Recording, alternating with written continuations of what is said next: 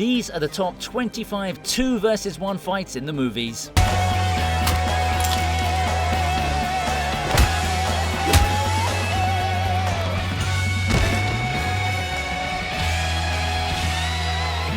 In at number 25 is a face that's become a bit too familiar. Yeah, you can never have too much of Pedro Pascal despite all the suspicious memes that have been floating around him. Internet culture aside, this fight between Agent Whiskey and the duo of agents Gary and Harry was a sensational moment in Kingsman: The Golden Circle. I've got to admit, Whiskey is pretty darn talented if he's able to take on 2 Kingsman agents on his own. The shaky camera movements and intense stunts made it even better. Seriously though, Gary Eggsy jumping through the lasso while it was on is probably one of the coolest stunts I've seen in my life. I also love how in the middle of an ultimate secret agent fight, Harry gets smacked in the face with a frying pan. What's great about Whiskey as a character is that he fights like a highly skilled combatant, making use not of just his own weapons, but also picking up stuff like pans and random knives to throw as and when needed. Sure, the movie made him a traitor, but Jesus Christ.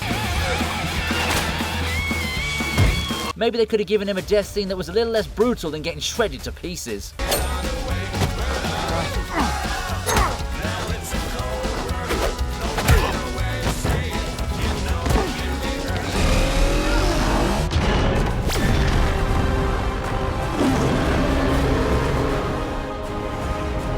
Up next is the big league, quite literally. Yep, we've got the giant monster Royal Rumble on our hands as Godzilla and King Kong team up to give us a hint at the sequel's title. Mecha Godzilla was a whole other beast, and I'm sure the king of the monsters would have had a hard time winning even if he wasn't drained or exhausted. However, our boy Kong was like, nobody's stealing the limelight in my movie, and went hammer and tongs at the AI monster. Or should I say hammer and axe? Anyway, the battle isn't that long when Godzilla and Kong unite, but they give us enough action to warrant a spot on this list.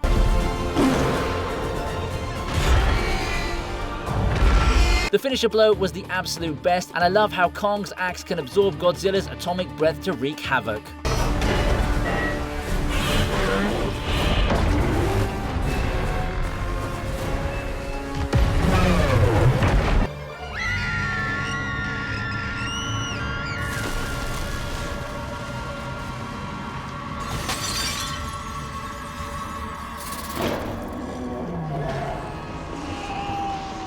Up next is a heavy battle from an otherwise fun movie. The landlord and landlady may have been aura farmers in their own right, but they should have known that the beast doesn't pay rent. I guess you could forgive them for not considering him as a final boss level threat, because who the heck wears an outfit like that? Especially if they're the main villain. Anyway, this fight is exactly what Kung Fu Hustle aims to be. It's over the top, flashy, and just straight up ridiculous. As a matter of fact, at the time of its release, you could say it was the closest we'd come to adapting anime into a good live action movie. There are some extra fighters who join towards the end, but the main battle remains amongst these 3. It was also a good way to get the audience accustomed to how overpowered the beast was. Also, here's a fun fact, the actor that plays the landlord was Bruce Lee's stunt double Yen Hua. Yeah, he was the one who did the famous backflip in Enter the Dragon.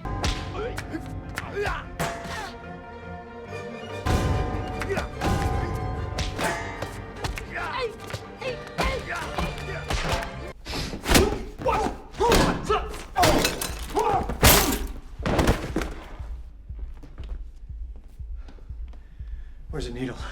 Didn't need it. Alright, we got ourselves into premium territory now, and by that I'm referring to Liang Yang because his cameo surpassed the villain as well as the hero. Yeah, hunks like Henry Cavill and Tom Cruise weren't enough for his character, which was a pleasant surprise to everyone watching. I was like, whoa, isn't it too early in the movie to get the final boss? Like, this guy was so good that I was a bit disappointed when it got revealed that Ethan Hunt's main antagonist was actually August Walker. Yeah, sure, he's got that little shimmy he does with his biceps in this scene, but he gets absolutely violated right after, so our man ends up losing aura as a net result. But yeah, kudos to the talented Mr. Young for totally stealing the show with such peak moves.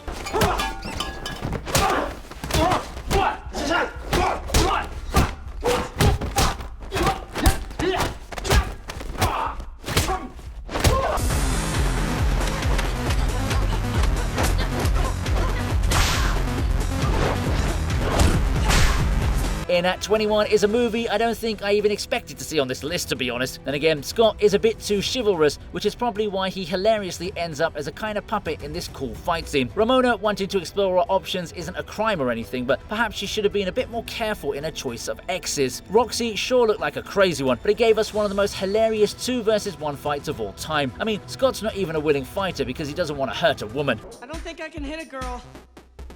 They're soft.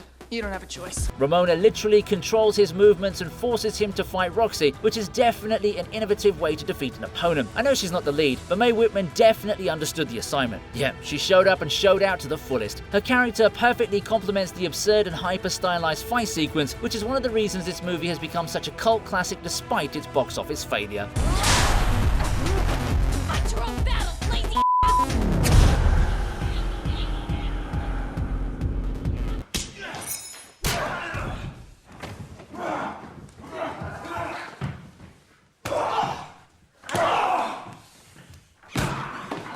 Now we've got a pretty insane sequence directed by the one and only David Cronenberg. Yeah, even bathing isn't safe nowadays, but unlike his trademark body horror, Cronenberg channels his inner Clint Eastwood to give us a badass fight. Viggo Mortensen is very, very naked in this scene, and I'm shocked the clip even exists on YouTube, to be fair. But yeah, our man comes through after an intense and gory battle against two assassins. It feels pretty raw considering Nikolai only has his body, whereas the assassins have knives and stuff. Mortensen has said that this was difficult to shoot because in 99% of fight scenes, the person is clothed and has padding hidden underneath to soften the strikes, but here he had to do take after take in his birthday suit. By the end, his arms were bruised by the endless blows to the point where they turned purple. Ugh. But we can't deny how awesome and deadly the encounter was, so I suppose it was all worth it in the end.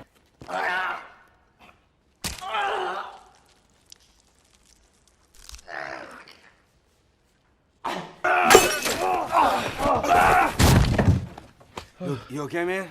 Look, I'll get you another bong, all right? It's my cat's birthday.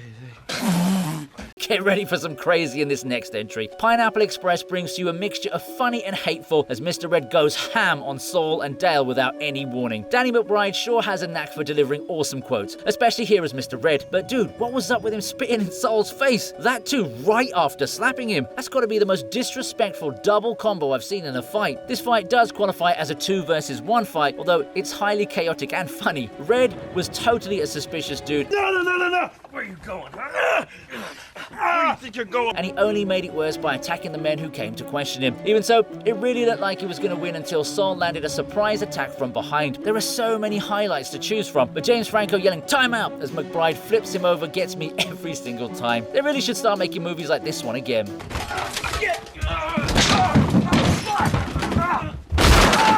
God! Oh, fuck! Hey, take it! Time out!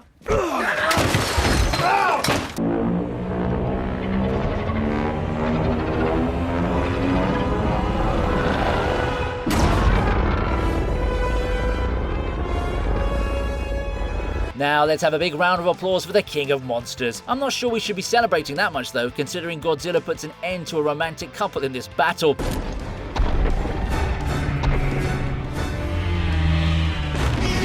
The Mutos may not like Romeo and Juliet, but you've got to give it to the male dude because he was doing everything he could to protect his queen. Yeah, even Godzilla had a hard time with that flying obstacle, but we know what he's capable of, so it was only a matter of time before he emerged the victor. Even so, shout out to this short king for keeping our boy engaged as long as he did. With everything said, nothing can top the money shot of Godzilla blasting his atomic breath down the female Muto's throat. Savagery at its finest.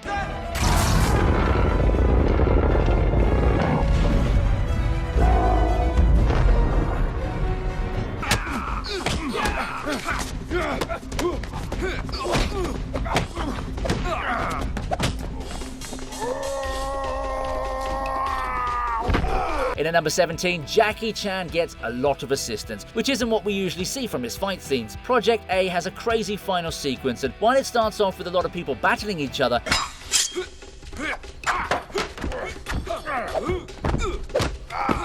it mostly boils down to Sergeant Dragon, Captain Su, and Faye taking on Law Sam Powell. That actually makes it 3 versus 1, but Faye just drops by in the beginning and is used as a decoy towards the end of the fight to end Sam Powell. In the middle of the sequence, it's mainly Jackie Chan and Yen Biao showing off their impeccable skills against Dick Wei. The choreography is on point as usual, but I still can't believe that they actually blew up the villain in the final act. Thank God they pulled Faye out at the right time, but wow, this makes Pedro Pascal's earlier death seem a lot more palatable.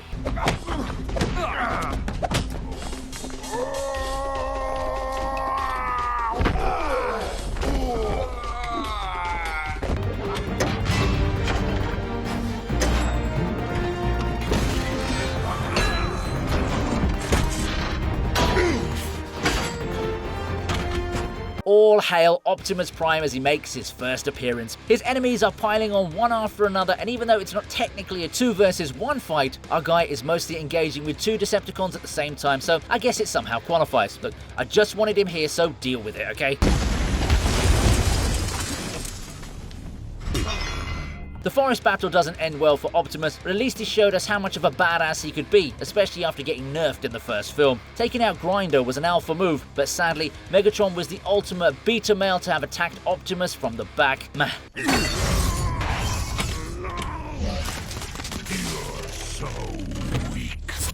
I can never get over him calling our boy weak when he was the one cowering behind his cult followers.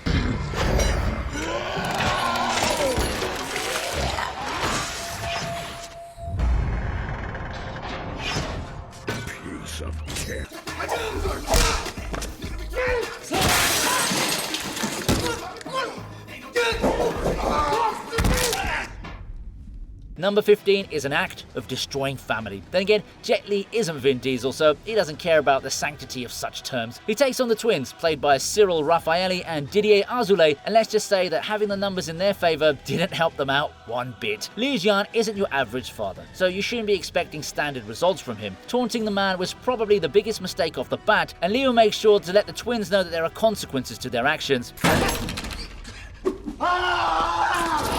This movie is more than 2 decades old, but it still holds up much better when compared to most fight scenes in the modern era. Also, I know the main battle is between Liu and the twins, but I have to point out that the elevator dude was done dirty. Come on, Jet Li. I'm sure there could have been a better way to incapacitate him.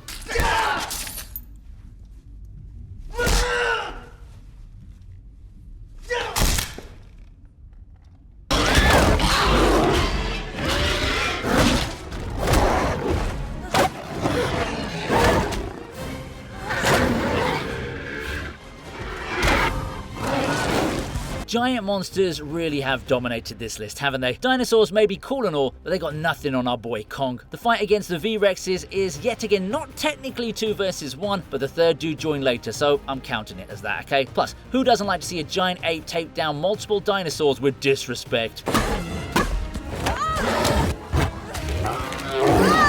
It's not even like he was worried for himself here, he just had to ensure that his sweet Anne wouldn't get harmed in the process. Honestly, I don't know how she survived inside Kong's fist without getting crushed, but hey, this is the kind of plot armor I'm fine with, so it's cool. Also, when the effects are this good from 20 years ago, how can you question the scene's quality, eh?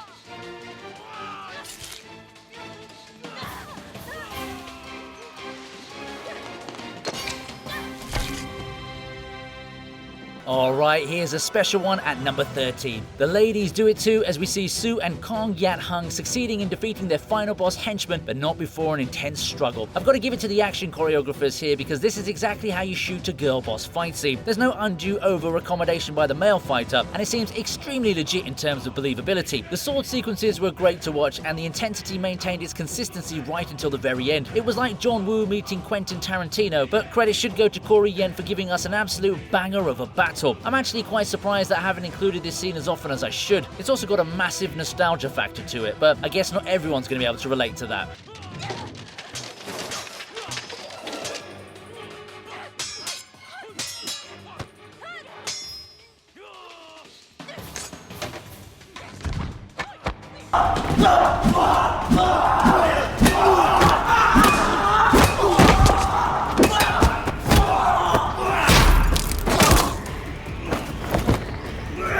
We've got an interesting set of weapons choices up next. Having said that, hammers and baseball bats don't stand a chance against a professional like Rama. First of all, who the heck named these characters? Hammer Girl and Baseball Batman sound like a couple of siblings with really lazy parents. There's nothing lazy about their fighting styles though, as they gave everything they had into trying to upstage Rama. Of course,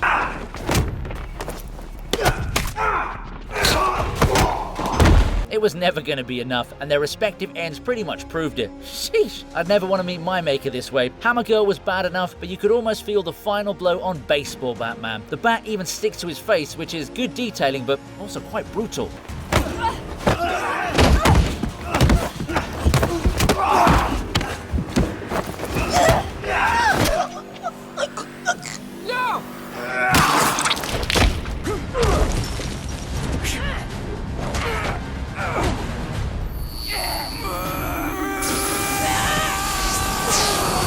Coming in hot is a battle of Kryptonians. Superman has some familiar visitors in Feora-Ul and Namek, but sadly for him, they ain't the friendly kind.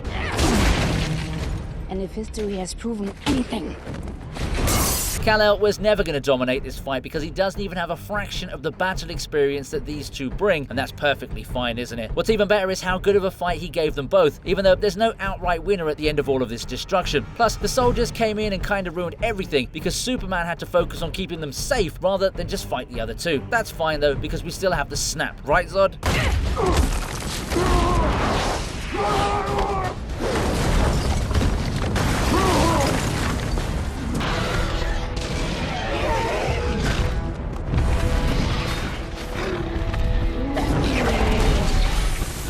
To kick off my top 10, we have an absolute banger. The Jurassic World producers score a rare W by giving the audience what they want. Imagine that, eh? The final battle was the best way to end the Jurassic Park reboot, and I honestly feel they should have stopped making more movies after this one. Anyway, the Indominus Rex against our favourite T-Rex and Velociraptor was an epic encounter that was just as captivating as it was nerve-wracking. With Rexy struggling at first, we all thought it was the end, but then Blue came in and changed the game. I can bet you that this scene alone would have gotten the movie at least another 50 million in repeat viewings. And yes, shout out to the Mosasaur for that last minute cameo. She totally deserved that meal.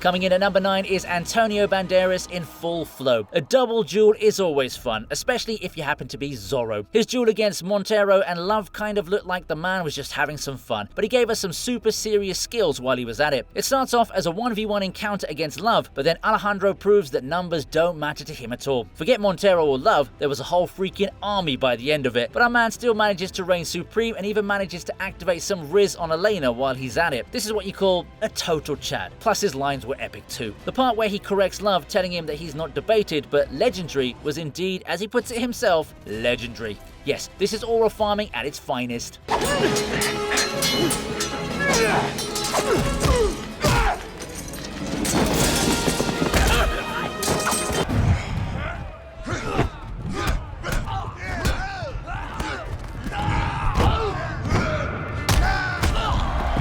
Let's hear it for Scott Adkins now. Yeah, Boyka is following Jet Li's footsteps here as he takes down a couple of brothers and in a much more aggressive manner. The Ozerov bros may have thought that they were all slick and coordinated, but they can never be him. Yeah, Boyka was taking their hits like a pro, and it almost seemed as if he was getting stronger with each attack too. The punch after the smackdown was one of many highlights from this scene, and it only furthered my love for Yuri Boyka as a character. That man can do no wrong, especially after winning a fight with a damaged leg.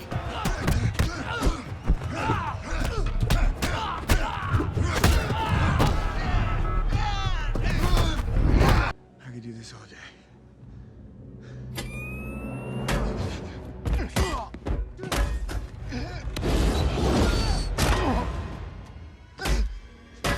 Okay, this one is definitely personal. Iron Man got rage baited hard here by Zemo, but we can't blame him at all because this would have messed with anyone's head. I was totally rooting for Iron Man because Captain America was a horrible friend for not even letting him know about his suspicions. Like, Do you even remember them? I remember all of them. I get that you want to protect your bro, but come on, these are Tony's parents we're talking about here. You could see what triggered Iron Man was Steve's complicity in the whole situation. And I'm not complaining, as the resulting fight was peak, apart from how it ended. Yeah, I'm standing on business when I say that there is no universe where a couple of super soldiers can take down freaking Iron Man. The writers really took plot armor to a whole other level here.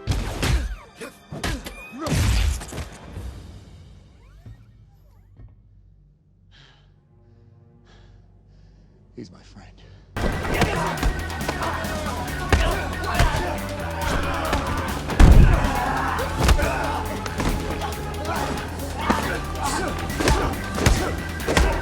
The Baba Yaga is in at number 6. Man, fan interactions are getting crazier by the day. Normally you'd be happy to meet your idols and ask for a photo or an autograph. However, when it comes to John Wick, his fans straight up try to end him. And they're pretty skilled assassins too. I mean, one of them is literally the assassin from the iconic kitchen fight in The Raid 2. As epic as the fight may have been, I found it a bit too wholesome in the sense that even while they're trying to slash their idol, these two fanboys were also complimenting him.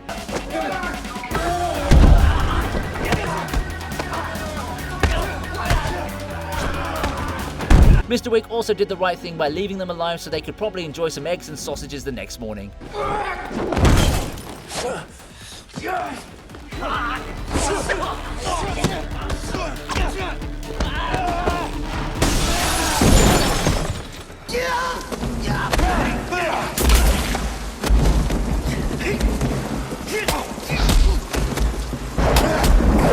The hero becomes the villain at number 5. Yes, Jet Li flips the script in Lethal Weapon 4 as he mostly makes a mockery of Mel Gibson and Danny Glover. Man, I wish I could have seen this in the theatre when it first came out. A lot of us hadn't even heard of Hong Kong cinema and had no idea who Jet Li was at this time.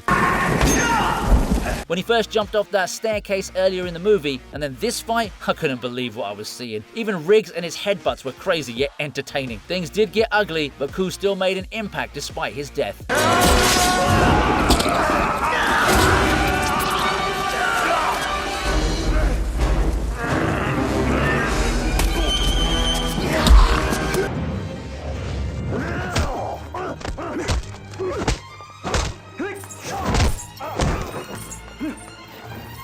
I wasn't going to miss out Tony Jaa, so here he is. Basically, this is a group session that filters down to a 2 versus 1, so you can imagine how chaotic it got. Man, whoever designed the choreography did a really good job of merging Max Zhang's traditional kung fu with Tony Jaa's Muay Thai. Just look at the hand combos both guys are lashing out. This seriously makes 2 totally different fighting styles look super good in a battle scene, and that takes skill. The music is great too, and let's not forget Wu Jing, who's pretty cool in his capacity too.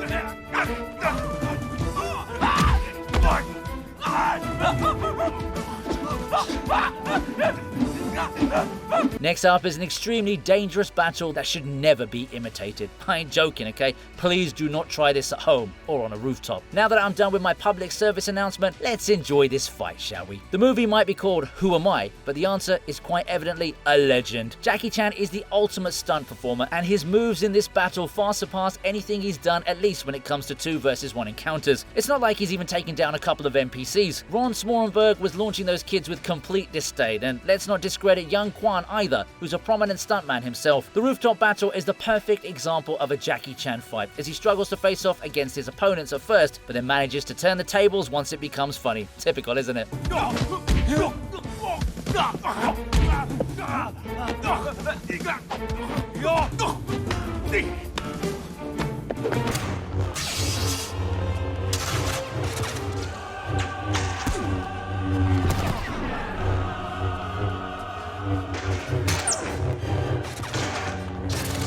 Number 2 is no pushover at all. That's right, we've got the OG Darth legend showing off his precision and tact against the 2 lead characters in the movie. The Star Wars prequel trilogy may have been a disappointment compared to the original movies, but considering whatever we've gotten from 2015 onwards, we can safely say that they're absolute cinema, aren't they? Darth Maul fighting Obi-Wan Kenobi and Qui-Gon Jinn was a spectacular display of lightsaber dueling. There's so much to like about it, and even when the movie was panned upon release, everyone still favoured this particular sequence. We don't get a happy ending for Liam Neeson, but he had a daughter to save from Eastern European traffickers, so it made sense for him to have an early exit, didn't it? But yeah, I suppose the grass does seem greener now when all you get is mud.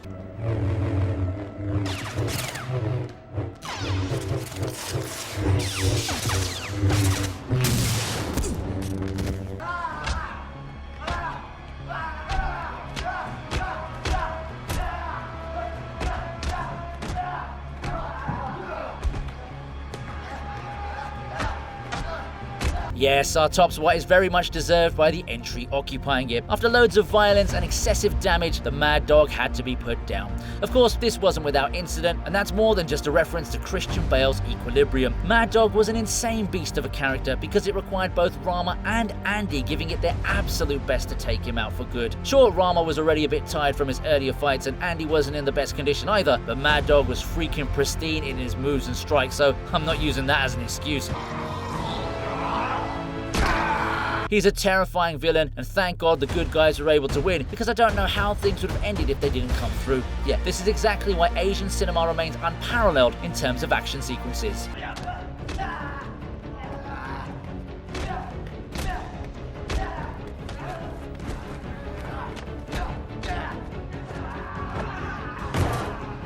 Hope you liked the video. Please subscribe to the TV Regent, and here's another video that I know you're going to enjoy.